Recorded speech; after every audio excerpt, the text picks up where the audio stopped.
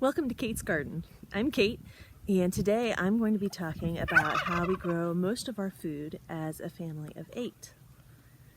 If you've been watching my channel for a while, you've probably noticed I haven't posted a lot of videos recently, and that's really just because I've been busy doing all these things. It's hard to find time to make a video and edit it and get it posted online. But today I am taking a few minutes to share with you some of the things that we have going on around here. So we do grow most of our food here on our homestead, but it doesn't take nearly all of my time. We've put a lot of systems in place to make it easier. We definitely prioritize things that are easier to grow, that take less time to grow and less time to preserve. And we try to grow more of some of the staple crops that are easier and less of things that take more time to grow, less of things that take more time to preserve. We kind of try to minimize that so that I'm not out here all day. So I actually have time for my kids, for homeschooling, and for having a little bit of fun time here and there. So some of the things that we have going on here on the homestead, we have a milk cow. We have some sheep that we raise. We don't have very good pasture here for those, so we lease a little bit of land for our sheep. We keep a ram and 6 ewes, and so then we get anywhere from 6 to 12 lambs to butcher every fall. And we do that ourselves because sheep are pretty expensive to take to a butcher. It's not really worth it. We raise our own chickens. A lot of you have seen my video on the breast chickens that we raise. We use those both for eggs and for meat. So we hatch out chicks every year and raise those for meat. And we really like those a lot more than the Cornish cross.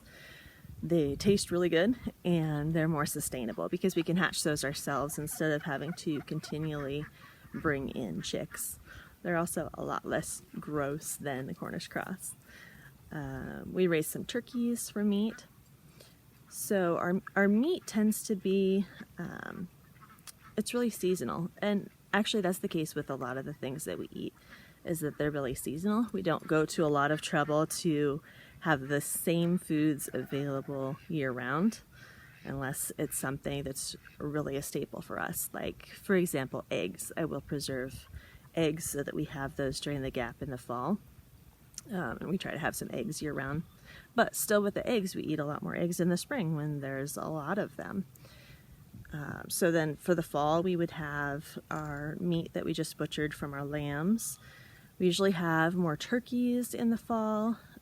We usually have chickens in the fall and through the winter. And then as we're getting into the spring, we're usually running pretty short on meat. So in that case, I'll often buy like some ground beef from somebody because our cow hasn't, well, actually the cow we have now hasn't ever had a bull calf. So we'll sell, if we get a heifer calf, we'll sell the heifer and use some of that money to buy meat. So then throughout the spring, we're eating a lot of eggs. We buy some ground beef. We usually have more beans, dried beans, in the spring and into the summer. And then throughout the summer, we are able to butcher some chickens. So we do eat a lot of chicken over the summer. And it's really the same with all of our vegetables. We try to eat as much as we can of what's in season so that we can minimize how many things that we have to preserve. So I'm going to head out to the garden and show you guys some of these things that I'm talking about so you don't have to just watch me sitting here. This is one of my garden areas. This spot in front of us, I just harvested garlic and I put in some turnips and storage radishes for fall.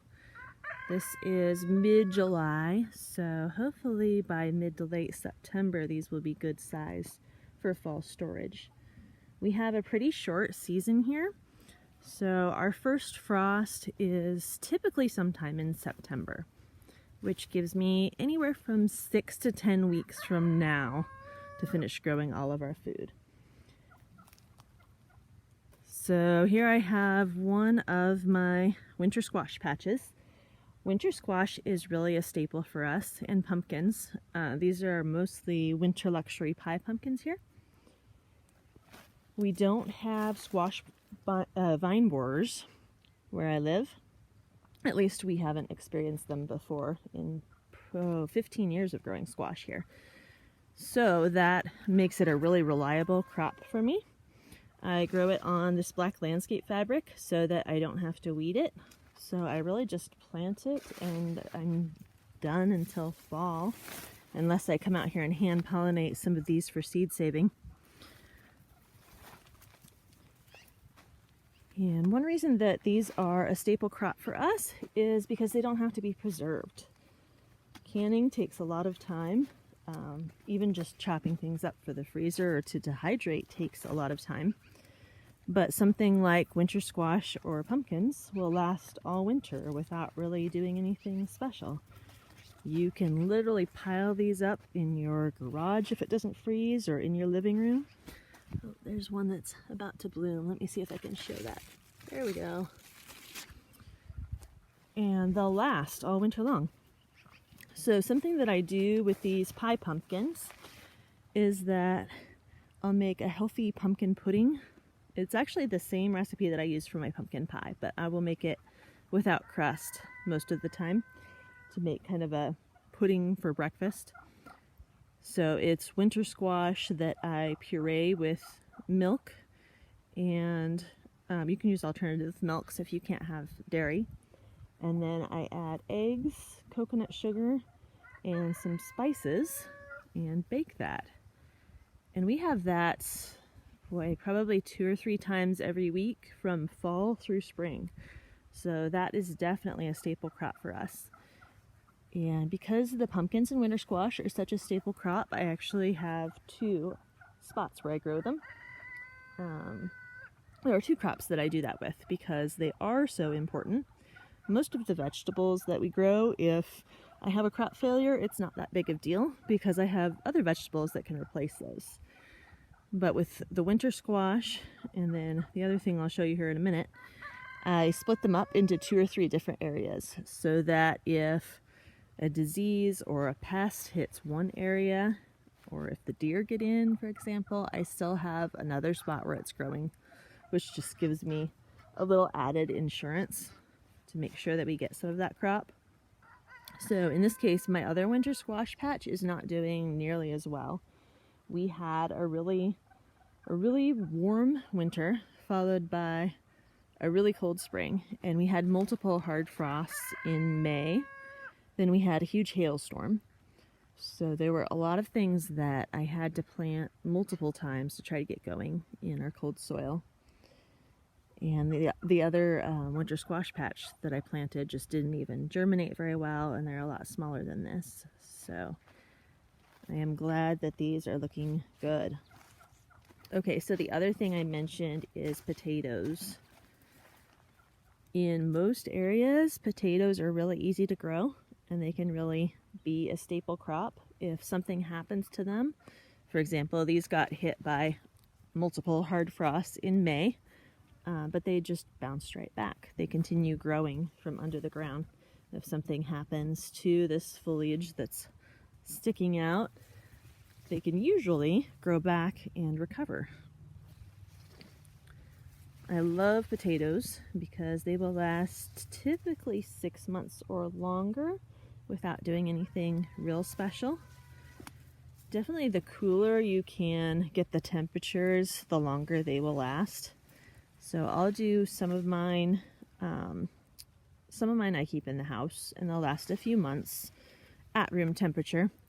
I also keep some in my root cellar area, which is in the 30s. Some people say that potatoes' flavor is not quite as good when they're kept in the 30s, but they definitely last longer. So it is worth it to have not perfect flavor if we can have potatoes for several more months. And there are a bunch of varieties out here. Let's see, I have Purple Majesty, there's some russets, there's Huckleberry Golds, regular golds. I have a red one out here. I think it's red Pontiac. And I just have those all mixed together because I replant my potatoes every year instead of buying expensive seed potatoes. Something you can see with these is that we have a lot of pest damage this year. I think because we had such a mild winter, a lot of pests survived. And so I've been having a lot more bug pressure on potatoes and green beans in particular. What else? Oh, my hollyhocks that I was just sitting by, those are covered in holes from bugs. And there's been some other things. So I've been out here spraying organic pesticides a lot more than usual. That's something I typically minimize, even with the organics. I kind of just let nature take its course. I let the ladybugs come in and eat our pests. But this year that has not been the case.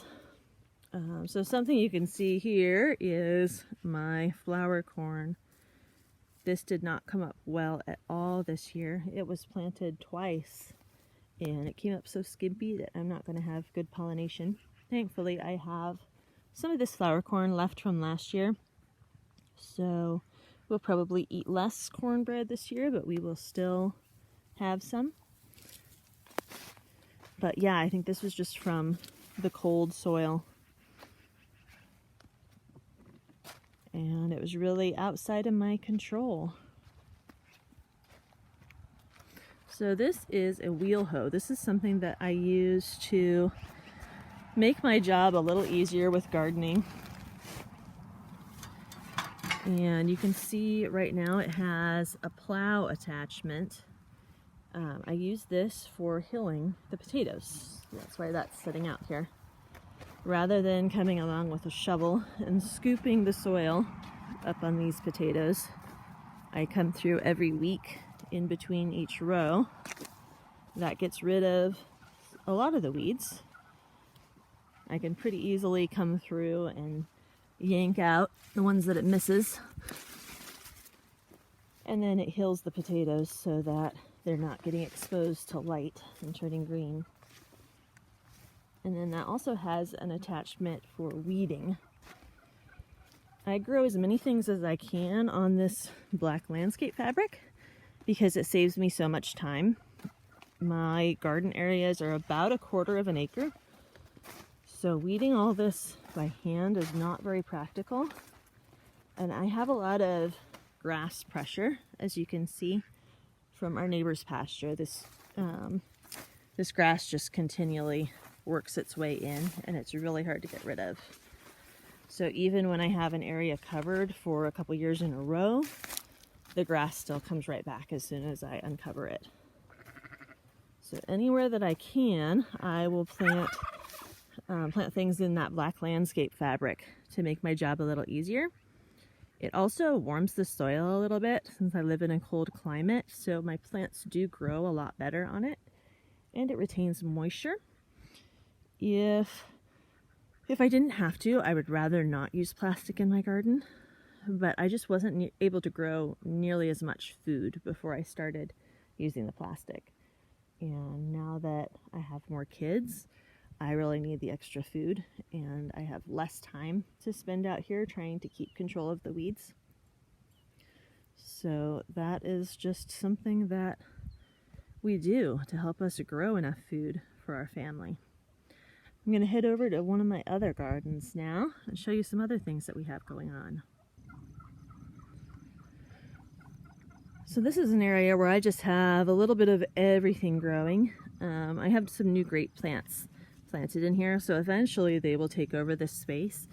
But in the meantime, I just stuck in anything that I didn't want a whole 50-foot bed of to take advantage of the extra space that's here. So I have some broccoli, cauliflower. There's also strawberries planted in here between the grape rows. I stuck in some lettuce, a few beets, a row of kale, some snap peas. Snap peas are really fun for the kids to come out here and pick themselves. There's one right there. These are delicious. Then you don't have to worry about all of the bugs that always seem to get in them. It seems like people are always getting sick from snapping stopies at the store. But these are really wonderful. They're easy to grow, and the kids can just come out here and have a snack. I try to involve the kids in my gardening as much as possible. So we talk about what things they're interested in growing and eating, and I let them help a little bit with the planning. That kind of gets them excited about growing things, so they're a little more interested in coming out here and helping with the work. Popsicles are good motivators too for helping with garden work. Whoever comes out and works hard gets to have a popsicle in the summer. Something else we do for the kids is that they each have their own little garden area where they can plant whatever they choose and harvest it anytime.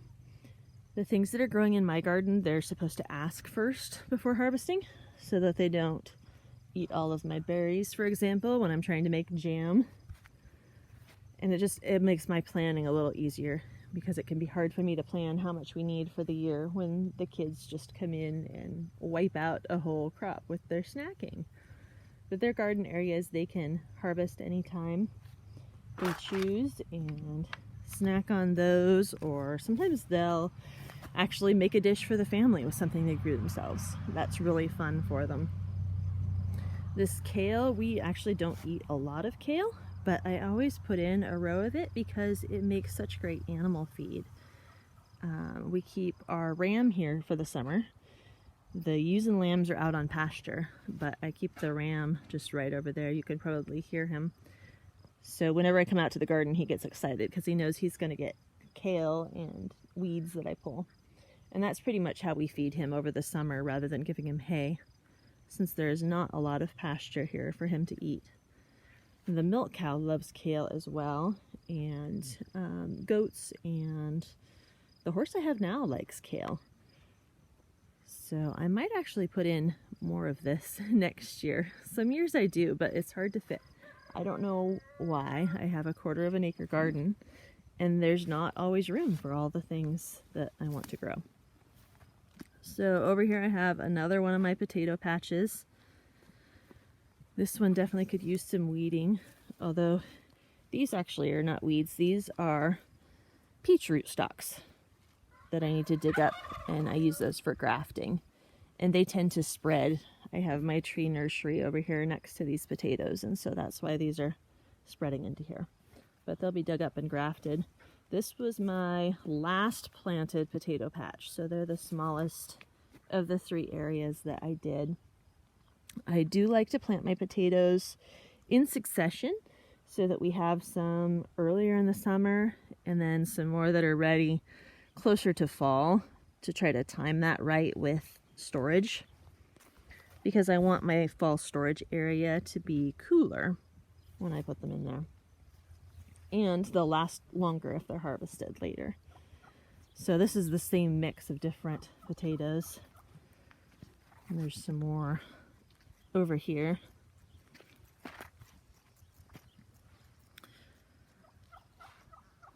My family does eat a lot of fruit, and that's something that is really hard to grow in our area. I don't know if you can see my fruit trees very well with the sun. So as I'd mentioned before, last year we had a really mild winter, which is easy on the fruit trees on the one hand, but then on the other hand it means that they come out of dormancy earlier. So then they suffered a lot more damage when we had those hard frosts in April and May. We actually covered the blooms to try to protect them. And on some of these trees it worked. These are apples right in front of me. That's a sweet cherry. There's some pears back there. We have peaches outside of the garden. The peaches lost their blooms in spite of being covered.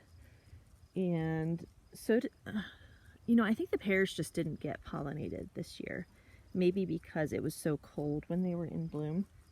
Because I don't think their blossoms froze. But they did not set fruit. Some of my apples did set fruit. And then we had a big hailstorm that knocked every single apple off the trees. I had probably 200 or 300 apples on my trees this year. And as far as I can tell, there is not a single one left. Unfortunately, that's just the reality of growing your own food, is that sometimes plants don't make it. And sometimes we have to buy things or eat something else. I tend to not replace things. I mean, just because we have had a crop failure, it doesn't mean that we have to have that particular crop to eat. But there are a few staples that are really important. For example, last year our onions didn't do very well at all. So I went and bought 3 boxes of onions for our winter storage. And fruit that happens a lot with, just because of where we live. A lot of times I can find apples locally. Apples are something that I really love to have on hand because they don't have to be preserved. For example, if I buy peaches, I'm going to have to can them or dehydrate them or freeze them, or they won't last more than a few days. But apples, if you get a storage variety, you can stick those in a cool spot, in a refrigerator, in a root cellar, in even like a crawl space. Temperatures in like between 32 and 40 are really ideal for apples, but they're flexible beyond that. They just won't last as long if they're not at the perfect temperature. But a good storage variety like Honeycrisp is actually a really common one. Honeycrisp will last 6 to 8 months in storage. So I can stick those in my crawl space. Last year I was able to get, I can't remember how many, maybe, did I get 50? No, I think I got 80 pounds of apples from somebody local because I didn't get very many last year. So I bought 80 pounds of storage apples from somebody local that grows them organically. And I was able to just stick those in my crawl space. So we had apples through April, I believe. And then there are other fruits that I will order from Azure. We get a lot of things from Azure to fill in the gaps of things that we don't grow ourselves. For example, our baking ingredients. I'm going to turn this around here. So we fill in a lot of our gaps from Azure Standard, which is a co-op that delivers for free to most of the US. You just have to meet their check once a month. Yeah, they have a lot of organic foods. Everything is non-GMO. They do have conventional too if you don't want to pay the higher price for organic. And usually they have really wide variety of sizing options. So, you know, you can get like a pound of something or 50 pounds of something, depending on how much your family will use. So something that we do from them every year is we get some of their peaches and some of their cherries because those are really hard to grow here. I do have peach trees and cherry trees, but they're just not at all reliable in my climate. So Azure's a really valuable resource for that. We also grow a lot of our herbs here. I should do a video on that to show all of the herbs and spices we grow because I base a lot of my cooking on the herbs and spices that grow well for me here, and I don't buy a whole lot of those. Okay, so over here I have some zucchini. I put in a 50-foot bed of zucchini most years. Not because we eat a lot of zucchini, but because I can use those to feed the animals. Most of the livestock really enjoy zucchini. The cow just goes crazy. She'll go galloping across the pasture to get a zucchini. It's so funny. And then it gives the chickens something to do, so they're less likely to peck at each other, especially if I have meat roosters going on out there.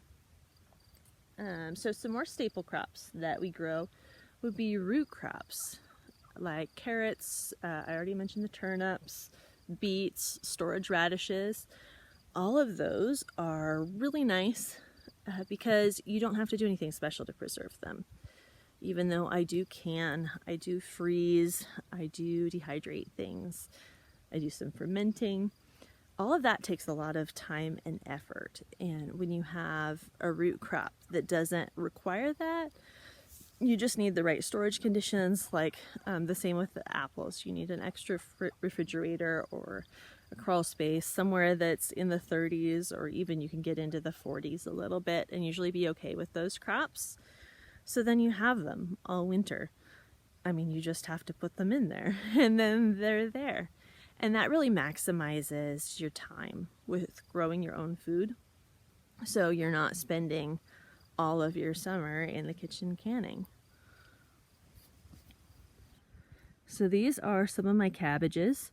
This is another thing that really struggled this year. I transplanted cabbages out here 3 times, and I still have some gaps where they just died, and I'm not really sure why. It was kind of a crazy year. These are getting hit a little bit with the cabbage moths, so I'm going to come along and spray some organic BT on these. I try to do that at least 2 or 3 times throughout the growing season. You could also cover them with insect netting. This is from a caterpillar that the cabbage moth lays, and they just go to town on all of these leaves. They'll attack cabbage, cauliflower, broccoli, kale, anything that's in that cole crop family. But a couple applications of BT or covering do really well to minimize the damage from the cabbage worms. So cabbage is another one that is really easy to grow. I appreciate that they don't have to be preserved. I mean, same as with the root crops. This is something that you can just put somewhere cool. Ooh, that's a red calabash. That's one of my favorite varieties from Baker Creek. They're beautiful, pointy-headed red cabbage, and they store well. That's what this whole row is. So anyway, these you can just stick into a cold spot and you'll have them for months. So you can pull out a cabbage. You could have a fresh salad based on cabbage in the middle of winter when there's snow on the ground. And then let's see, over here I have, my cucumbers. My cucumbers also did not come up well at all. Oh, there's a volunteer lettuce in them. They should be way ahead of this year. I mean, this time of year. They should have a lot more growth. They should be flowering by now, and there should be a lot more of them here. But I planted these twice. I had low germination. I had to put them in really late because we had so many late frosts. So this might not be the best year for cucumbers and pickles, but that's okay. I have plenty of other vegetables that'll fill in the gaps. Over here I have some melons. Those are actually doing better than the cucumbers, probably because they were transplanted. The cucumbers I direct sow. The melons I start in my greenhouse, so then I can give them a bit of a head start. Let's see, there's some celery, leeks in between the celery. This row is ground cherries and tomatillos. These are actually dry beans, like pinto beans. I've done a video on the different kinds of dry beans that I grow because you can grow a lot more variety than just the things you find in the store, like pinto beans and black beans. You can grow all kinds of cool things that are good for different recipes. I have some sweet corn beyond that here. Let's see, over here I have onions. These aren't doing great this year, but they're getting by. And let's see, there's some bush beans over there. These are carrots. These have been weeded. I think they've only been weeded once. So they definitely could use another weeding. I got them a little close together this year to use the wheel hoe. That's really helpful if you can provide enough space in between your rows to get the wheel hoe in here. And maybe I still can. I'll probably give it a try before I hand weed all these. Okay, so this row is supposed to be carrots too. And as you can see, I have tons and tons of volunteer broccoli and dill. And I decided to just let those grow. I did thin them out a little bit, but taking advantage of volunteers is something you can do to make your life easier, as long as they're not growing somewhere where they're going to make a big problem. I didn't plan on having this much broccoli this year, but that's okay. I have some other crops that aren't doing as well. The broccoli likes the cool weather. I save my own seeds, so that's why I do have probably more volunteers than a lot of people. in my garden. But this broccoli we can eat when it's in season. We'll probably eat as much as we can when it's in season and then freeze the rest. And we will just let that do its thing and take advantage of it. All right, I'm going to head out to the animals and show you a little bit out there before I wrap up this video. Hello there, girls. This is my milk cow. She's probably the most important animal in the homestead. If I could only have one animal, this would be it. Because she just provides so much. I think she earns her keep more than anybody else. She's getting right in her face here.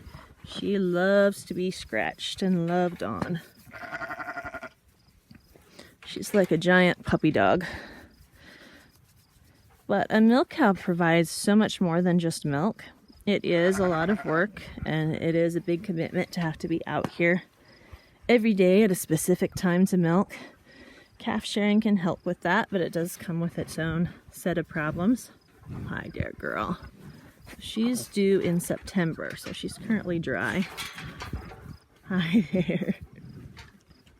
She's going to be licking the camera if I'm not careful here. But anyway, as I was saying, a milk cow can provide a lot more than just milk. You can get butter, cream, you can make your own coffee creamers, whipped cream, cheese, sour cream, yogurt, all of the dairy things you can make from her milk. And then you also get a calf. Hey there, big girl. If you have good pasture, which we don't, a cow can survive mostly on grass. We just have rocks and sagebrush here. So we give her some hay. We get good horse quality hay from one of our neighbors. And then we get some non-GMO alfalfa pellets and seeds from Azure to give her some extra nutrition to make up for not having fresh grass. I try to minimize or not feed at all grain. Sometimes I do some whole oats, but I don't do any of the dairy feed mixes. So I just really prefer to minimize the grain. So she is currently getting alfalfa pellets with sunflower seeds and flax seeds from Azure in addition to her hay.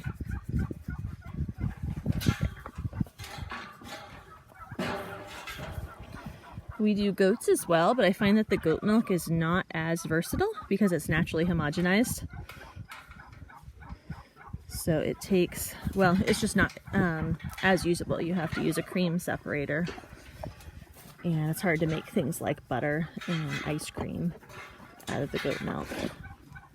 So we still have one dairy goat, but the cow is the main dairy animal. Hi there, Duchess. How are you today? You gonna come say hi too?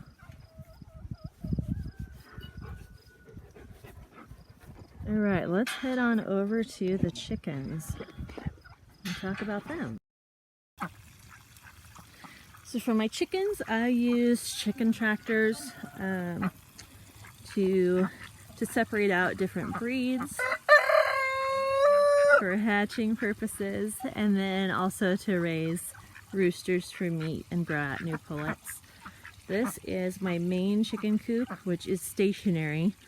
So I have 3 different paddocks like this. I open one fence at a time to allow the chickens in here. So then they have fresh things to eat and shade. Let's see, that's lamb quarters right in front of us, so that's a weed. But I have alfalfa growing in here, grass. Every spring I plant some annuals, like there's a sunflower right there, amaranth. I think this one has some turnips, lettuce, mustard. Let's see, there's some buckwheat in here. There might be some emmer, which is a type of ancient wheat. So I can rotate these chickens between these 3 paddocks that are all attached to the same coop.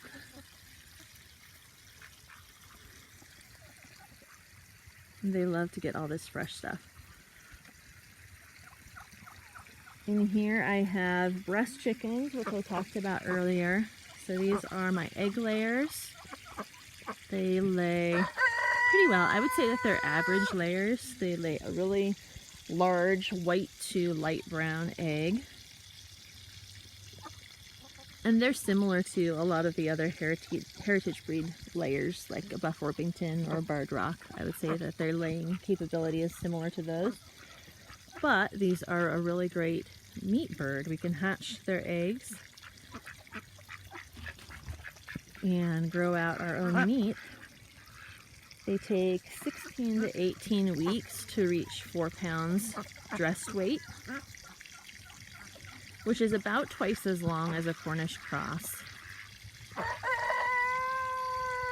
But we think that it is well worth the trade-off because we can hatch these here ourselves instead of buying them and worrying about them being shipped and getting lost in the mail.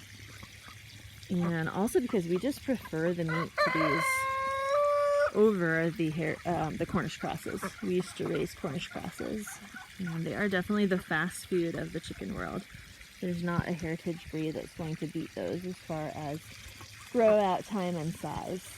But these are our favorite by far of all of the heritage breeds that we've tried. And we have some ducks in here too. We raise 2 kinds of ducks.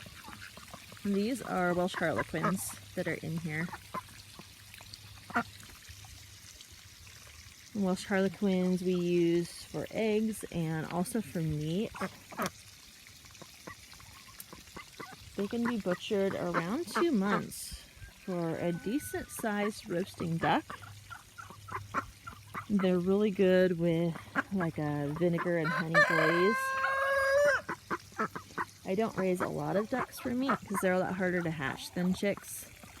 The fertility is really up and down on these guys, and if the incubator conditions aren't just right, then they won't hatch. But that's something that we hatch a few of to eat each year. A lot of times I will hatch them out. The Welsh Harlequins can be sexed at hatching by their bill color, so I'll sell the females and keep the males for meat. And then we also have blue Swedish ducks. And those are our free-range flock. We keep the 2 separate just for breeding purposes. So the blue Swedish are allowed to free range around the property, and they help with bug patrol and grasshoppers, and they can forage for a good chunk of their food. We found that the ducks aren't nearly as destructive as chickens when they free range, and for some reason the predators don't seem to pick them off as fast. I'm not sure, maybe because we're better about locking them up at night.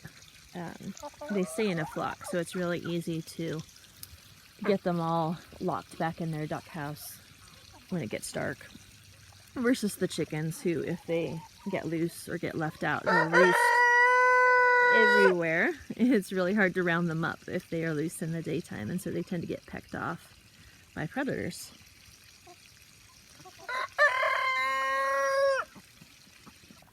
Thank you guys for watching this. I hope that you found this video helpful. If you did, please give it a like and subscribe. I'll see you next time.